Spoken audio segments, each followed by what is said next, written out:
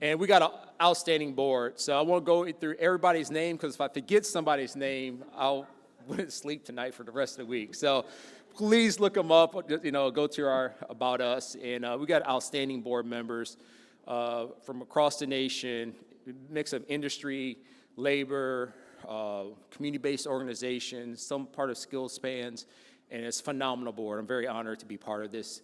I call them the think tank and a brain trust of individuals, so it's an honor to be there. Also, there's a room full of practitioners here, and I'm just so excited to be with everybody. What you do on day in, day out basis provides a lot of hope, opportunity, not only for the people you serve, but the industries you serve, and the opportunities you create in the process. So thank you for taking time out of your majority of your week to be here and to learn and engage. And that's what we're here about. And to make that possible, the National Skills Coalition staff, my heart goes out to you because you have put together an outstanding event, outstanding agenda. And y'all don't understand just the coordination on the Hill visit, how much time it takes. And a lot of this time it takes to do these Hill visits are relationships that were built like 5 years ago, and just kind of proven and building relationships with staffers and then go to different areas. So opening those doors takes a lot of time to coordinate this event and bring it right here, but also keeping those relationships going throughout the year. And that's where we are here today. This is a great chance, it's the case for policy. As practitioners, if we don't have great policy that we're part of creating, it's like traveling without a map. Sometimes it's fun to go off-roading and just kind of bushwhacking and get lost, but not with the serious work that we do on a daily basis. We don't have the time to wander and get lost and kind of figure and stomp our way through places and get stuck in many aspects that I've done in my past. With good policy creates the work as practitioner more effective and more impactful. And we have great policy. And what you, as practitioners, to help us build the policy, makes the policy ever more so impactful by providing us a view of the people we work with, the community-based organizations we work with, the industry partners and sectors that are also part of the policy development. And that transcends no matter where we live in the state or in the nation or the counties. Having that roadmap is very important. And never more so important is now, because we got to figure out how to navigate a new map in a new direction with probably a significantly downsized federal government. But what those opportunities mean for us in our counties, in our zip codes, and how we still have the same people that we've worked with in economic hell out of those pathways, and while you have employers with opportunities, and how can we make the coupling a little more tighter back home. So that's why we're here today. For these next 3 days is to hear the insight of practitioners and policymakers, how we could do this better, or what are some new questions we need to be asking. How can we engage and collaborate in the hallways, at dinner, at lunch, just learning from different regions. What have you tried? Why did it work? Well, don't do this, because, I learned, I think I taught more people things what not to do just from my mistakes over the years. But that's why we're here, is to do that. And then we take it to the Hill. And I think there's a lot of probably new staff or even some older staffers who want to hear from you as practitioners and policymakers from on the ground, from across the nation, what works and what does not work, while they're just trying to, changing the whole rule book. But this is a good time to write new rules, new policies. And I think no matter who's in charge, I think at the end of the day, they want to make it better when they leave. And you provide them the insight, the opportunities, the knowledge of the skills of this is good policy. For us, really, like I always mention about communities in economic hell. Some may call them discouraged workers, people who felt left out by the labor force in the past. But these same policies can help those individuals and everybody else in our community, because we have a very unique time to do this. And so I'm looking so forward for y'all to make that possible and to get out there. So thank you again to be here. And I want to call up our interim CEO, Brooke, to give us guidance and vision on how we move forward for the next 3 days and kind of talk about why we're here for National Skills Coalition. So once of all, thank you so much, but let's give Brooke a round of applause to come up to the stage.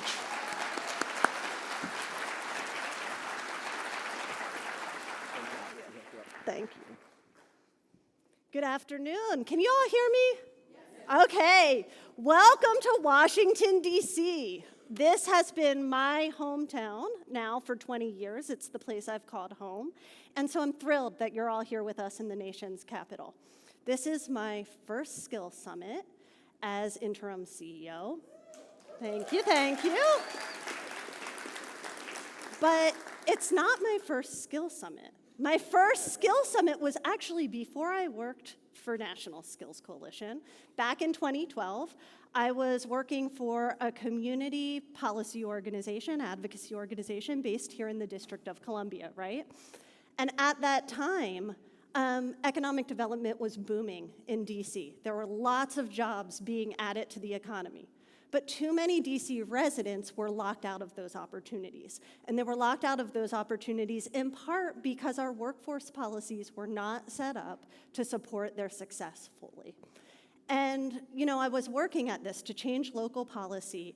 And in doing that, I realized how much of our local programs were being shaped by federal laws and policies, right?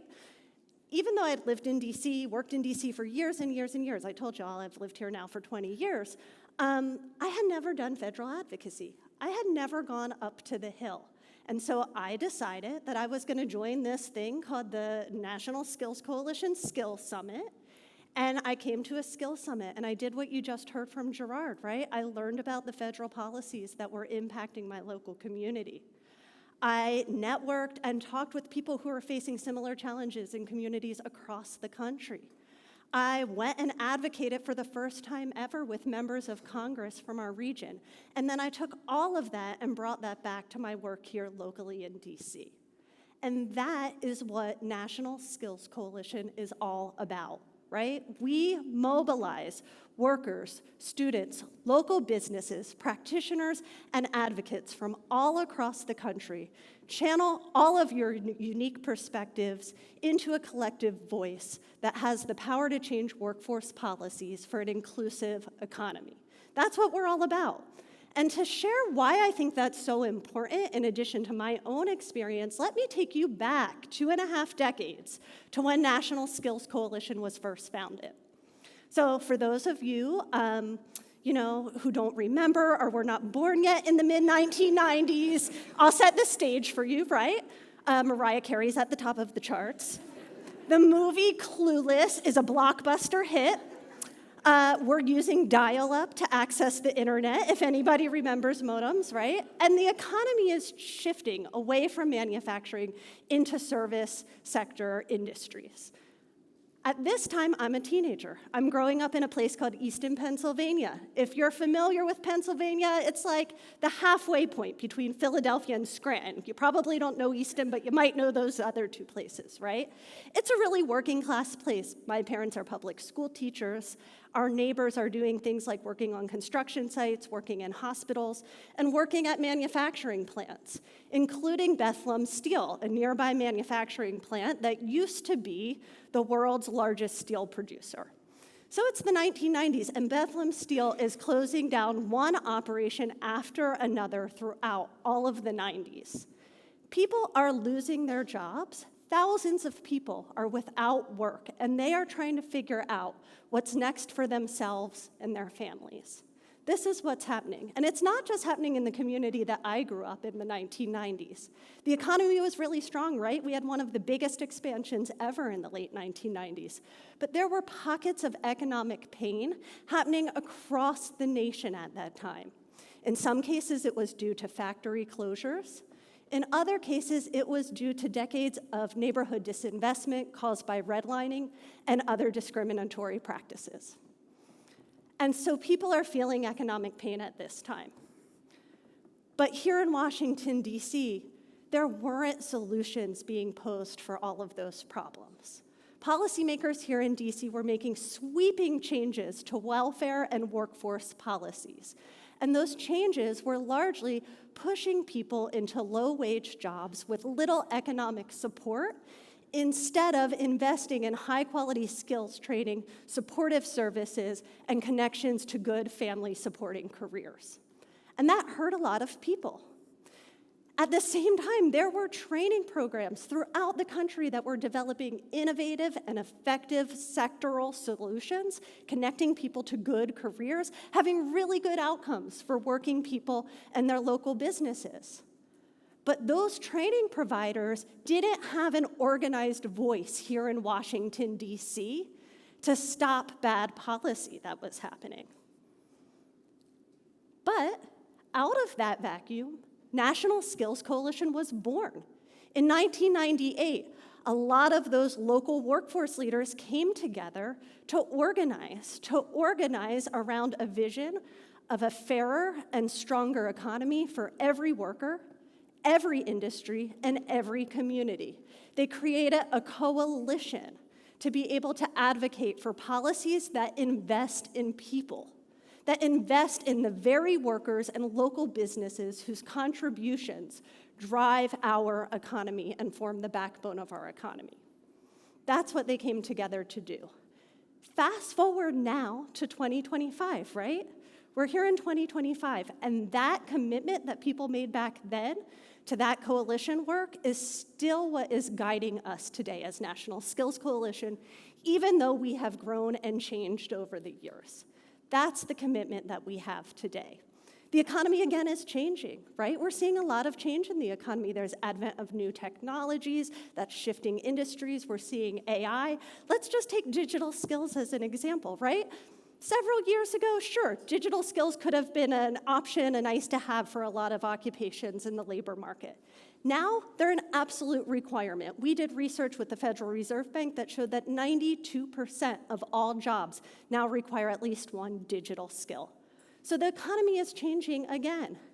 And people, unsurprisingly, are looking for good opportunities to learn new skills, to upgrade their existing skills, to keep pace with the changing labor market, and to make sure that they and their families can thrive. What is different this time is that we are all here as National Skills Coalition, right? Thanks to the commitment and hard work of so many people, thousands of people who have engaged with us over the past 25 years, there is now a strong public commitment to government investment in skills training and supportive services that support that skills training. We did polling, national polling, and voters of all backgrounds support that commitment. And that is a big difference from where we were 25 years ago. And it also holds true across political party lines. So our polling showed that 91% of Democrats, 74% of Republicans, and 83% of independents all want to see the government invest more in high-quality skills training and the supports that come with it. People want to see an investments in the types of policies that we advocate for. That's not just a bipartisan consensus, right? That's a national shared priority. And that is something that we can all organize around. It's something that policymakers on both sides of the aisle in DC and at state capitals can organize around. So there's a real opportunity there. At the same time, we're at a crossroads here in our country. We've seen a lot of recent executive actions and spending plans that could have significant impacts on workforce policies, and in turn, could shape the prospects that are or are not available to working people and local businesses. Now, there have been some bright spots, right? We have seen continuous momentum and strong bipartisan support for things like apprenticeship and short-term Pell, and we need to seize those bright spots. But we've also seen some proposed policies that could threaten to undermine those very gains. For one, we have seen Congress right now considering significant deep cuts to workforce programs, education programs, and safety net programs. These are the very programs that deliver opportunity to working people and communities throughout the country and make sure that local businesses have the workforce that they need to grow and thrive. So we've seen those deep cuts, and not only are proposed deep cuts, and not only do those cuts threaten to hurt workers and businesses, they also will make it much more difficult for us to see the type of innovation that we've seen in the states when it comes to workforce policy. So that's going to be a challenge. One of the other challenges that we're seeing is an attack on equity and inclusion, right? And that is a challenge because we need equity and inclusion. If we don't have it, we are going to be leaving talent on the table at a time where we are facing workforce shortages, and we can't fulfill the promise of shared economic prosperity without it. You know, attacks on equity and inclusion not only ignore our country's longstanding history of unequal treatment and unequal opportunity, they also don't recognize the realities of whose today's diverse workforce is. Black, Latino, and other people of color account for 45% of today's working class. Women make up almost half of today's working class.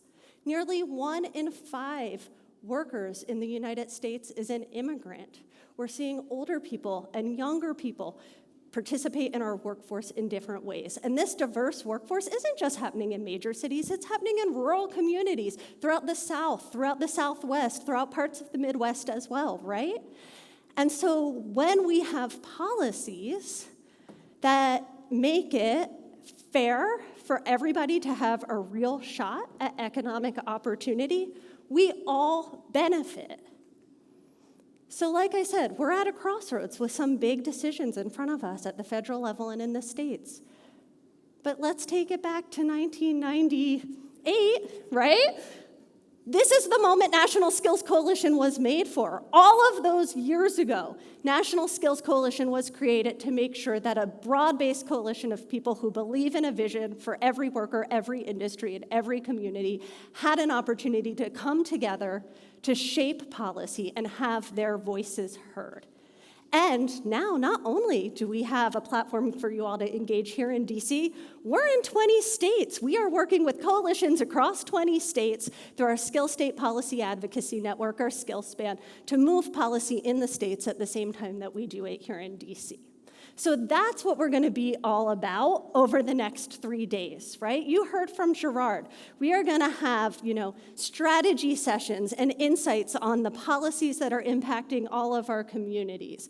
We are going to be talking about strategies for organizing and advocating and preparing winning messages that can work with different audiences. That's what you'll see on the main stage, and that's what you will see in concurrent sessions over the next 2 days. And then, as Gerard said, we're going to take it to the Hill, and we're going to let our policymakers know that policies that invest in people are the way that we grow our economy and the way that we have shared prosperity. So that's what the next 2 days look like. I'm really excited about it. I'm going to end on a note of appreciation. My parents raised me to be thankful and appreciative, so let me end on a note. I first want to thank our board of directors. Gerard did the same thing, but we have an incredible board of directors who is stewarding this organization forward at this really important moment in time. I want to thank our staff. Our staff is working hard day in and day out. Not only have they prepared this amazing event, but they are fielding all kinds of questions during this unprecedented time where we're all not sure which investments are moving, which ones are not, and what to expect. I also want to thank our sponsors. We're able to be here today because Comcast Universal and John A. Hartford Foundation were supporting this event.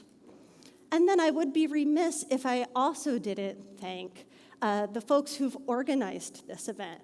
We have the Baucom Group, Marty Baucom and her team, who are amazing. They make this happen year in and year out for us. And all of the workers here at the Capitol Hilton Hotel are making it possible for us to take this time and meet together. And most of all, I want to end by thanking you all. I know it's busy. I know you all are doing work day in and day out, just like our team is. Thank you for making time to come here. Thank you for making time to be part of our coalition. Thank you for showing up and showing out. And now, let's get to work. Thank you.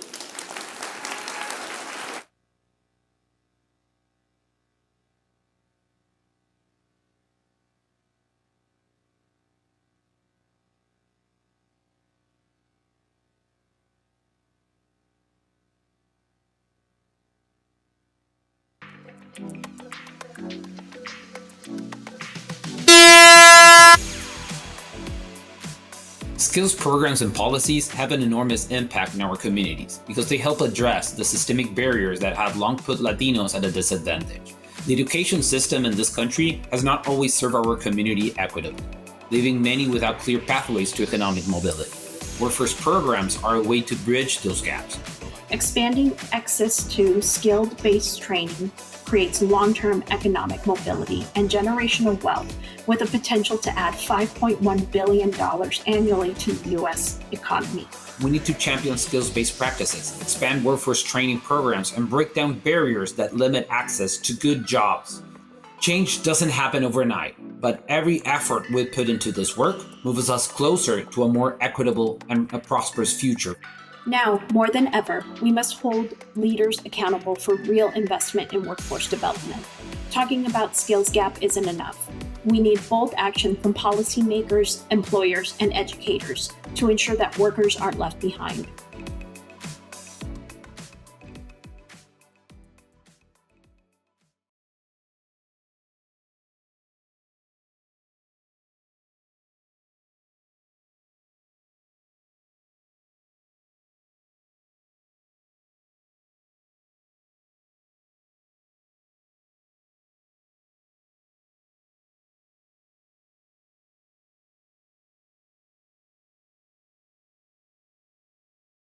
Andrew Volmert, Senior Vice President for Research at the Frameworks Institute.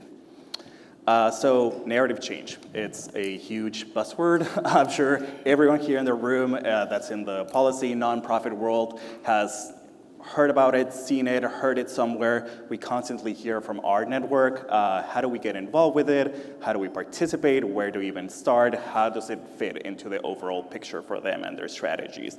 You both have a lot of experience in this area, in this field, so I would like to first start with defining it. So Andrew, how do you define a narrative in your work, and how does it differ from messaging or storytelling? Great. Thanks, Carlos, and really a pleasure to be with you here. Exciting to hear this is the first panel on narrative change, and you're right, narrative change can really be a buzzword, and if you've heard people talk about narrative, you may have heard them talk about it in a range of different ways and mean a lot of different things. So what I'm going to do is I'm going to pull this back and do a little baseline setting. Big picture, when we're talking about narrative, we're talking about these patterns that cut across communications, common ways of talking about an issue that matter because they shape how we think about the issue. So that's what, when people talk about narrative change, that's generally what they're talking about. Of course, people use narrative, again, in a range of ways. So I'm gonna introduce 3 different concepts that we at Frameworks use to talk about related concepts. I'm not too worried about the exact definitions. Other people use these terms slightly differently, and that's great and fine, but I think it's useful to pull apart the concepts so we know what we're trying to ultimately get at. So when we talk about narratives, we're talking about specifically patterns in stories. So a great example is the bootstraps narrative. This is something that we're all familiar with. The bootstraps narrative is this common pattern that we see across a range of different stories where there's an individual, a hero, who's up against the odds, who's fighting against challenges and overcoming those challenges to succeed. That's a story that we see again and again and again in lots of different contexts. You see this on TV, in film, in news stories, in books you read. You see this all over the place. So again, when we think about narratives versus stories, we're going between levels. Narratives are that bootstraps narrative, that common pattern across stories. And the specific stories are always, an episode of the TV show Empire, for instance. So that's an example of those differences.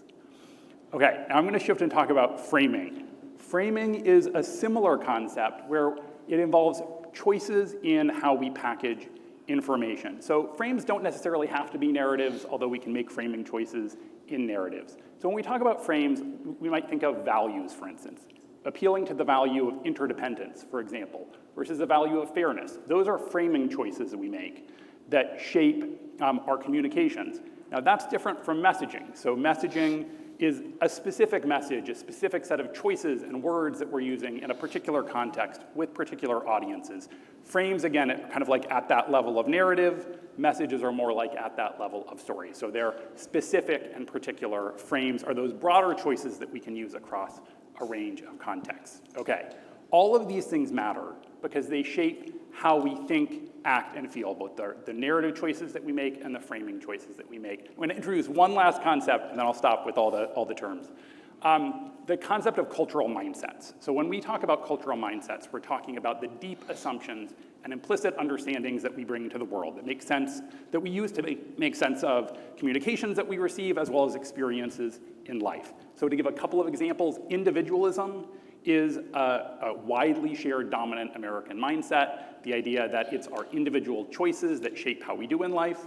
That is different from a more systemic or ecological mindset, which we also all have access to, which assumes that it's the systems and structures, the environments we live in that shape how we do. People can move back and forth between those different ways of thinking. Frames and narratives activate particular mindsets. So that bootstraps narrative, part of why it's so effective is it cues and activates individualistic thinking and leads people to think in particular ways. All right, that's a little baseline setting, but those are some key concepts that we use. And again, all of this matters because it shapes how people make sense of the world. Yeah, I think that's a great segue, Carrie, to think about these narratives as frames that shape people's mindset. Why do narratives matter so much in terms of public perception, more specifically and ultimately, policy around work and education, and how do they have an impact in the everyday work of advocates? Yeah, well, everything you just said. And then the other thing about narratives is they are so deeply ingrained in our brain, in our way of thinking, that they just feel like common sense. And so often you don't even realize that you are looking at things through a particular frame because it just feels like the way the world is. And it's a great example of the bootstraps narrative being one super American, very commonly held one, along with another really common, widely held American belief, which is the value of fairness and equality, and that people should have equal opportunity. And they do shape policy, because if you are a bootstraps first person, you think, well, I'm gonna look at the policies that reward individualism, entrepreneurship, how do I make sure that I'm supporting those things? If you're a fairness first person, you say, well, how do I look at things that help level the playing field and that give opportunities to people who maybe wouldn't have them? And the really important thing is that we are complicated, and all of us hold probably both of those to varying degrees. And so it's not as simple as somebody is always a bootstraps person or always a fairness person. It's like, it depends, and that's where policy comes in. Because policy where you are in a given policy might depend. Where are you in the scale? Where is it fitting with your conception of the world? And the beautiful thing about that is probably the people on the other side of it are somewhere there too. So it helps you find commonality to say, I know we all are looking for a way to make this more fair. Here's how I see that.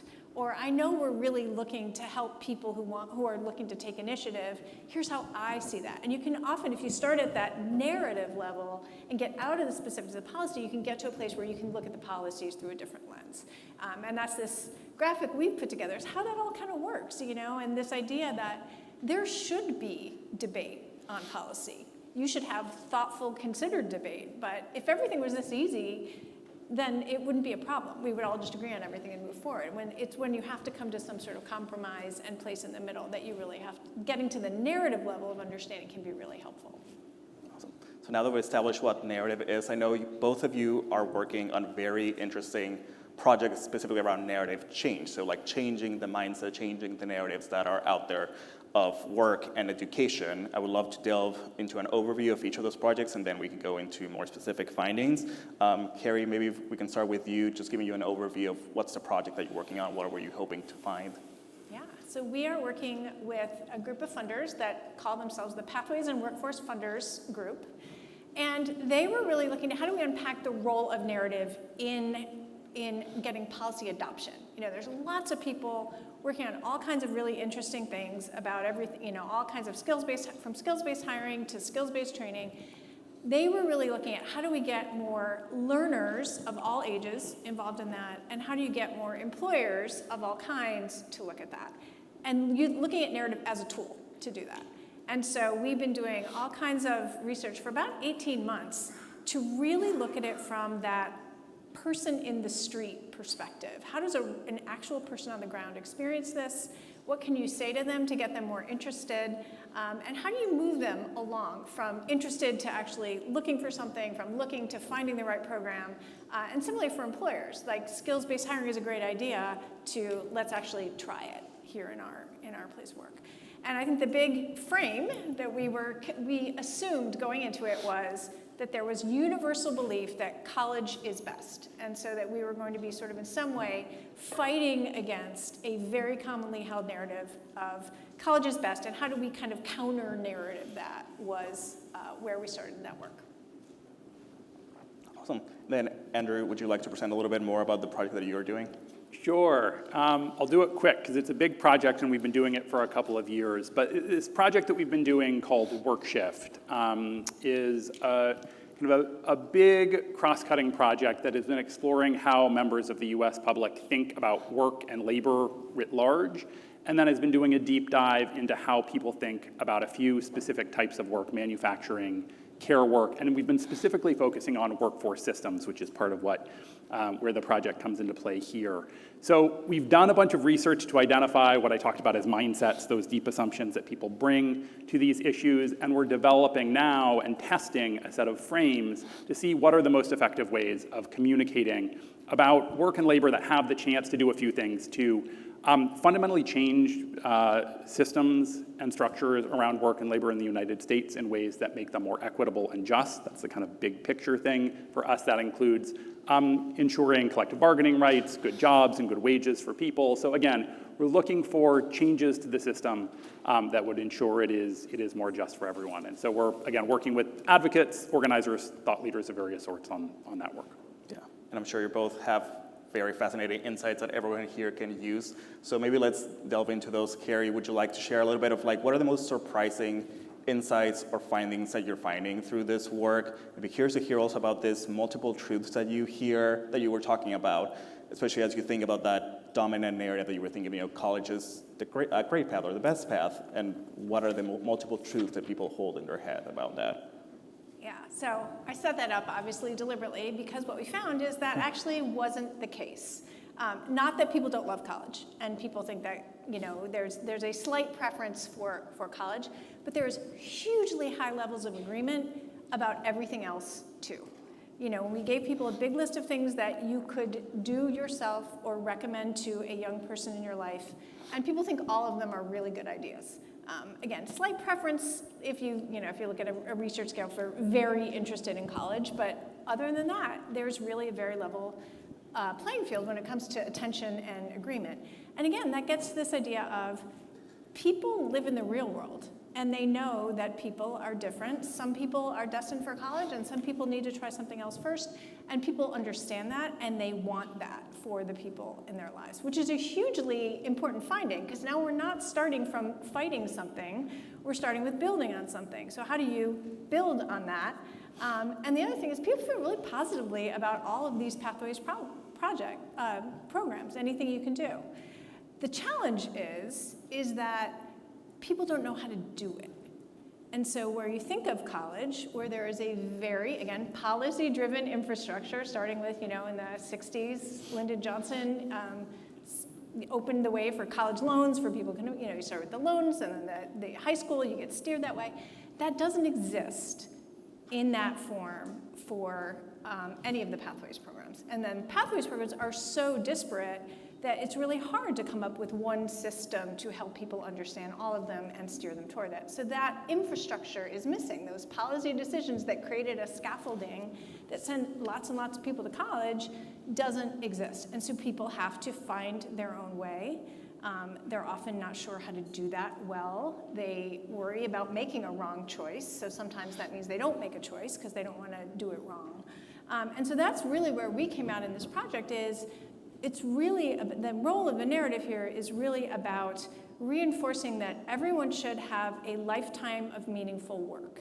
And when you start at that point, everybody having a lifetime of meaningful work, then you look at all the ways that people could get education and training to do that, which could include a bachelor's degree. It could also include an apprenticeship or a certificate or an on-the-job training. So you're starting from a different place and you're looking at things through a different lens.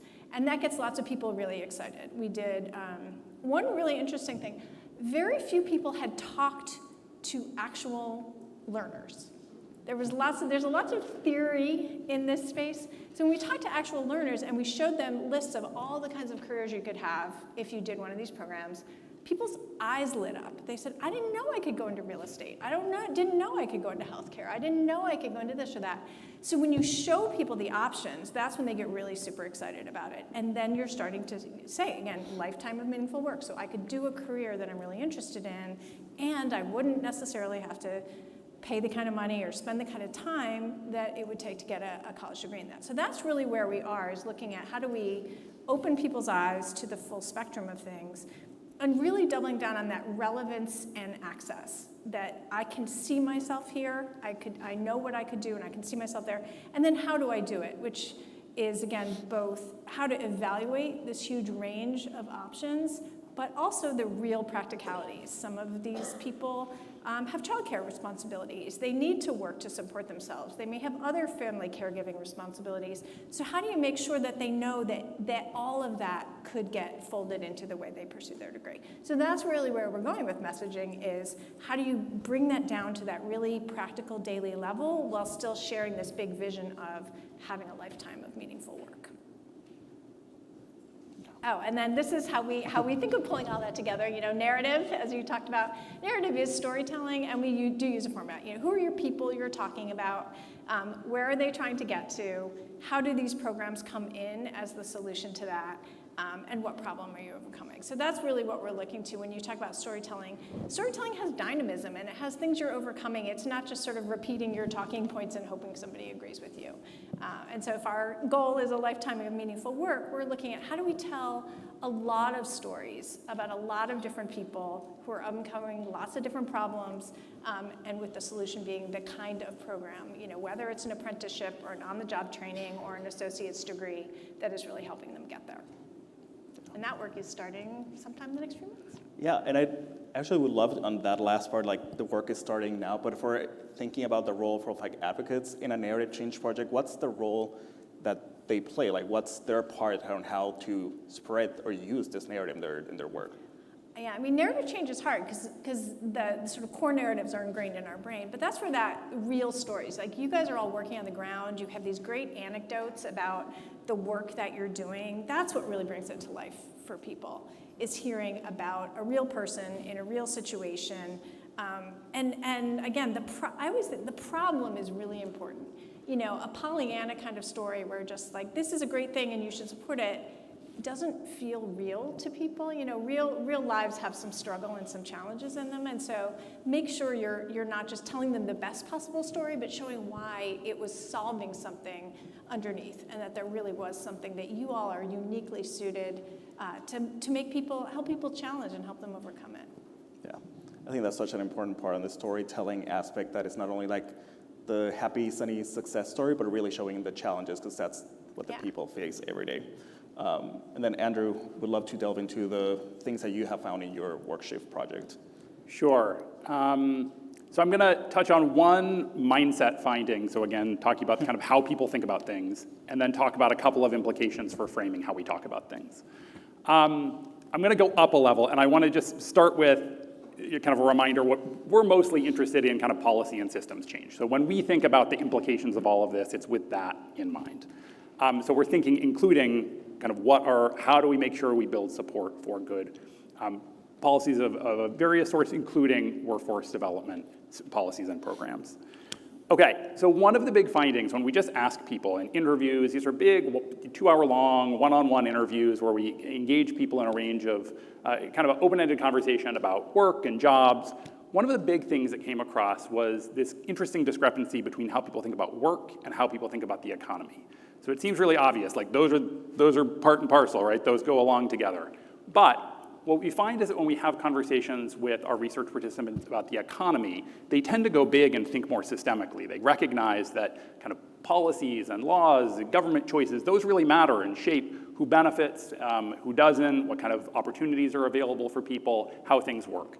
When you start with work and jobs, people go very individualistic. They start orienting toward the idea of the individual who is within a job, and tend to then, that cues individualism, this idea that it's just up to individuals themselves to succeed. And ultimately, why do people have good jobs? Why do they have opportunities? Why do they have the chance to develop skills or get a certain kind of education or not? And that's really down to their individual effort or lack thereof, again. So this fundamental individualism that is baked in when people think about work and jobs. So there's this interesting discrepancy. These things are obviously related, but when you talk about one versus the other, you get really different ways of thinking. Okay, so what do we do with this? How do we respond to this in terms of framing? If we can go on here. One, we want to connect work to the economy. This seems like really, really simple and basic, but it's actually something we can't take for granted. So we'd have to talk about the importance of creating an economy where people are able to cultivate and develop the skills that they need and where people can get good jobs. That seems like, again, a really simple point, but if we jump right to jobs and skills and work, people can miss the fact that this is embedded in these broader systems. So that's point one.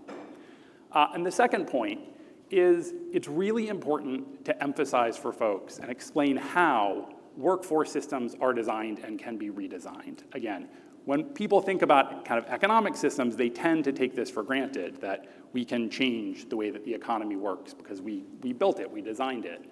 But we have to emphasize this point when we're particularly talking about anything related to work, that the systems that we set up are up to us, that we have control over them, that the policies that we make, that the things that we do shape how workforce systems work and the kind of opportunities that are available to people. So again, really critical to just emphasize this basic point that this is up to us and we can design how all of this works. Yeah.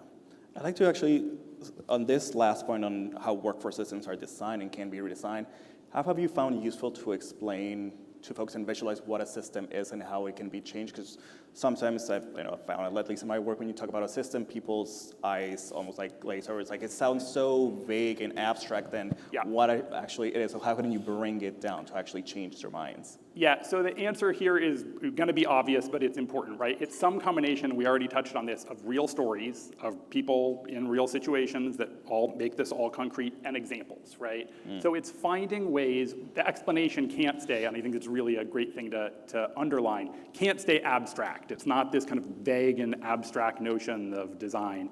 It's, you want to make that point. You want to talk about how these are systems that we design and redesign, but then you immediately go to concrete examples that help people get their head around what we're talking about, how this plays out. And again, there are lots of different ways to do this. Sometimes it's actual stories about people in a particular context. Sometimes it's just giving examples of particular parts of the system and how it works, or a particular policy and how that matters for people. But again, it's grounding things in examples that are concrete. Yeah. I actually would love if we can move into, a lot of the folks here on Wednesday are going to go to the Hill with their state delegations. They're going to be meeting with policymakers. We're going to have their, their federal agenda in their hands, and they're going to be talking to people about these issues. Based on your own findings through this work, what advice would you give them? How do you talk about it? How do you introduce it? How do you make them change their minds if they're encountering one of those, narratives that we talked about, for example, like the bootstraps narrative? Andrew, maybe we can start with you. Sure. I'm going to say this with the caveat that I'm not a lobbyist, I'm a framing researcher, so that's important. Although I will say policymakers are people too, right? So at the end of the day, it's easy for people, wherever we reside, right, to get caught up in kind of the narratives of the moment. And one thing that's challenging right now is the narratives that are happening right now are all about kind of these big upheavals and disruptions in government that can make it feel like it's a long way from impacts on real people's lives. So I think there are a couple of things you want to do is, again, make this point that policy matters for the actual opportunities that people have and has real impact on their lives, to trace those ways in which the policies that are at stake right now are going to affect actual constituents and real people. So I think that's one. And the second one is I want to come back to, and we've talked about fairness a little bit in a couple of different points in this conversation, but fairness is a shared value, it's a deeply American value, and it's one that resonates across the political system. And we tend to find across the work that we do, and even in some of the kind of initial testing that we've done in our work shift project, that appealing to fairness can be really useful, again, in moving people past that kind of individualistic thinking and bringing systems into view in a way that's just intuitive and doesn't feel, kind of abstract. It is a way also of articulating basic principles of equity in a moment when, getting into discussions about equity can be fraught. But to introduce the concept, we can use some of this very familiar and powerful language around fairness to make the case for why we need to protect the programs that are under threat right now, and make sure that we are making the changes that are needed to actually ensure a fair opportunity for everyone. Absolutely. And Carrie, what advice would you give folks here? So I have two pieces of advice, and I think the first is an emotional piece of advice, which comes from that data about how much support there is for these kind of programs, which is don't be defensive. People are on your side. Most people in America are agreeing with you. They're not loudly saying it, but that's what we saw in our data. All kinds of people think that all of these kind of programs are a good idea. So when you go in with that mindset, that helps you set yourself up a little bit.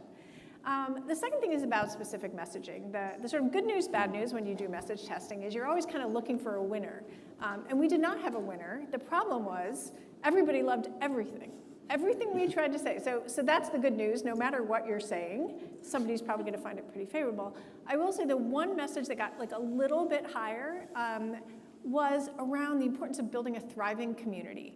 That when a community has people in it doing all of the jobs that need to be done in that community, again, very relatable. We need teachers, we need firefighters, we need EMTs, we need mechanics to fix our car. You need all of that in your community to have a thriving community. And these are the kind of ways to make sure that our communities continue to thrive.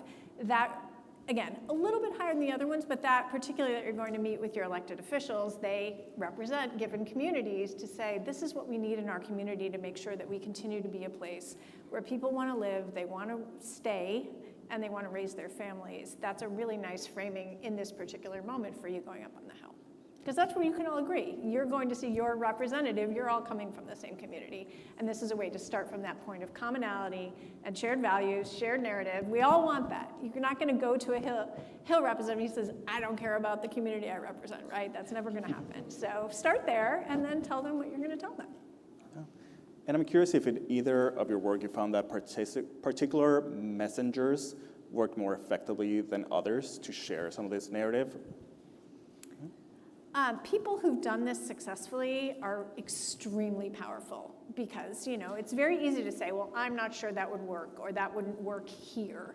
But if you have real people who've done it, who've been in your community, gone through a program, overcome some of those realistic challenges, they're really powerful spokespeople because you can't refute that. That's personal experience and it's paying off all of the things that you're trying to bring through life through your policies.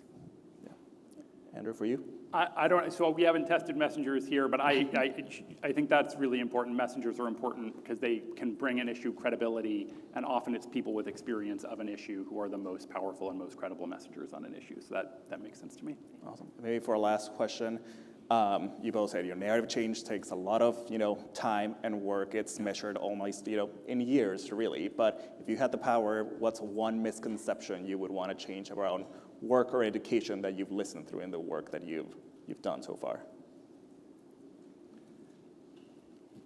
I mean, the misconception that I am just going to come back to this point about how it's just up to our individual effort that really is all it comes down to. Now, effort matters, so it's not that doesn't, right? But too often people just assume that if they're succeeding, it's because of their own efforts. And if they failed, sometimes they think it's because they blew it, as opposed to recognizing all of the ways in which the systems and contexts that we're embedded in shape how things go. And in turn, when people think about that, think that way, think individualistically in those ways, it's easy to then assume that if others aren't succeeding, it's because they just didn't work as hard as I did, or they haven't tried hard enough. And it really opens the door for blame in ways that are really deeply problematic. Of course, brings in all of the racist, sexist stereotypes. I mean, all of the problematic baggage that's part of our culture comes in through the door of individualism. And so it's a big one. So it's not that we're gonna, displace individualism from American culture anytime soon, but it's really tempering it with a way of kind of bringing into view the role of context that I think is so critical. Yeah. And Carrie? Yeah, I think for me, it's this idea that, some kinds of education are better than others. I think matching the right person with the education that is going to get them where they want to go in life, that's what everybody wants. Everybody wants, one question we asked parents was to say, would you recommend Pathways programs to your own child? Because we thought, well, they might like it in theory, but they wouldn't want it for their own child. And it was actually about the same. Because again, people they understand that people are different. And so this idea of, again, we need an education system and training system that serves everybody and gets us everybody what they need for that lifetime of meaningful work is a really powerful message. And it sort of gets out of this, some things are better than others, and that idea of fairness, to say fairness is helping people find the right path for themselves, whatever that path may be. Awesome. That's a great way to end this panel. Please join me in thanking Andrew and Carrie.